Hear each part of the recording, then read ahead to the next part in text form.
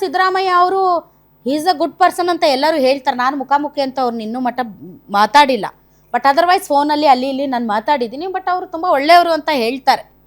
ಆದರೆ ಅವ್ರು ಒಳ್ಳೆಯವರಾದರೂ ಕೂಡ ಓನ್ಲಿ ಬಿಕಾಸ್ ಸಿದ್ದರಾಮಯ್ಯನವರ ಪುತ್ರ ಅನ್ನುವಂತಹ ಒಂದೇ ಒಂದು ಕ್ವಾಲಿಟಿ ಅಷ್ಟೇ, ಆ ಸೀನಿಯಾರಿಟಿ ಮತ್ತು ಅವರ ತಂದೆಯನ್ನು ರಿಪ್ಲೇಸ್ ಮಾಡಬಹುದಾದಂಥ ಆ ಮಾಸ್ ಅಪ್ರೋಚ್ ಎಕ್ಸ್ಪೀರಿಯನ್ಸು ಏನು ಇಲ್ಲ. ಓನ್ಲಿ ಒಂದೇ ಒಂದು ಕ್ವಾಲಿಟಿ, ದಟ್ ಈಸ್ ಸಿದ್ದರಾಮಯ್ಯನವರ ಪುತ್ರ ಅಂತ. ಹಾಗಾಗಿ ಯತೀಂದ್ರ ಅವರು ಇದನ್ನು ಕ್ಲೇಮ್ ಮಾಡ್ತಾರಾ ಇಲ್ವೋ ನನಗೆ ಗೊತ್ತಿಲ್ಲ. ನನ್ನ ಕಲೀಗ್ಸ್ ಅಂತೂ ಯತೀಂದ್ರ ಅವರ ಹೆಸರು ಹಾಕಿದ್ದಾರೆ.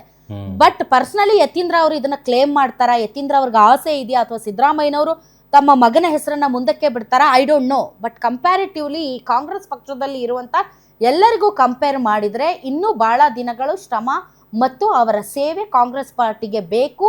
ಹಾಗಾದ ಮೇಲೆ ಅವರಲ್ಲಿ ನಿಜಕ್ಕೂ ಕೂಡ ಆ ಒಂದು ಒಬ್ಬ DCM ಆಗುವಂತಹ ಒಂದು ಅನುಭವ ಮತ್ತು ಆ ಒಂದು ಚರಿಷ್ಮಾ ಇದೆ ಅನ್ನೋದಾದರೆ ವೈ ನಾಟ್?